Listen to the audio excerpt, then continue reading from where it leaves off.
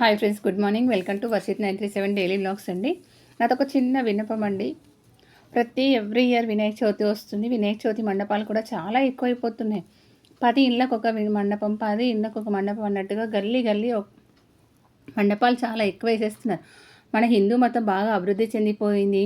ఈ పండగ బాగా ఎక్కువ సెలబ్రేషన్ చేసుకుంటున్నాం. గణపతిని బాగా పూజిస్తున్నాం. హిందూ మతం గొప్పతనం పెరిగిపోతుందని కాదండి, మనలో ఐక్యత అనేది లోపిస్తుంది. మనలో ఐక్యత ఉంటే ఒకటి పెట్టుకున్నా సరిపోయేది, కానీ ఇప్పుడు గల్లీ గల్లీకి ఒకటి పెట్టుకుంటున్నామంటే హిందూ మతం అభివృద్ధి చెందడం కంటే ఐక్యత లోపించిందని నా అభిప్రాయం అండి. అంతేకాదు, చందా వసూలు చేయడానికి వస్తున్నప్పుడు ప్లీజ్ ఒక రిక్వెస్ట్ అండి, ఎవరికి తోచినంత వాళ్ళే ఇస్తారు, కానీ బలవంతం ఏమీ చేయకండి. ఒకరు ఉన్న పరిస్థితి ఉంటుంది, ఒకరిది లేని పరిస్థితి ఉంటుంది. కంపల్సరీ ఇంటికి ఇంత ఇవ్వాలని మాత్రం దయచేసి అడగకండి. ఎవరి స్తోమతకు తగ్గినట్టు వాళ్ళు ఇస్తారు. భగవంతుడు అంటే అందరికీ ఇష్టమే ఉంటుంది, కానీ ఏ పూజ చేసుకోవాలా, ఎంత చేసుకోవాలంటే కూడా మనసు ముఖ్యమైంది. అంతేకాని వాళ్ళ స్తోమతకు మించి మీకు చందా ఇవ్వాల్సిన అవసరం లేదండి. ఎవరిని దయచేసి రిక్వెస్ట్ చేయండి అంతే. వాళ్ళకి తోచింది ఇస్తారు, కానీ డిమాండ్ చేయకండి. అదే నాదొక చిన్న విన్నపం అండి. నా వీడియో కనుక నచ్చితే షేర్ చేయండి. అంతేకాదు, వీలైతే ఇంకో 10 మందికి చెప్పండి.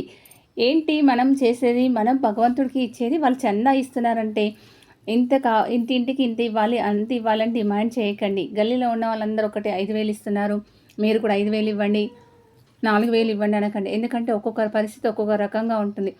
ఒక్కొక్కరి ఇంట్లో మగ తోడు కూడా ఉండదు, వాళ్ళే పని చేసుకొని ఉండాల్సి వస్తుంది.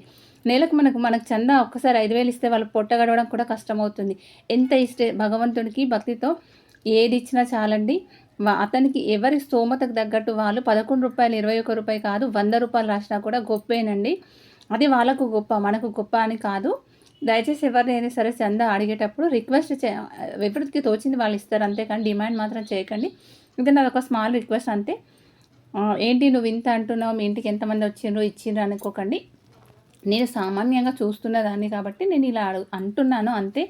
అంతకు మించి ఏమీ లేదండి. ఇది మాత్రం తప్పుగా ఎవరు అనుకోకండి.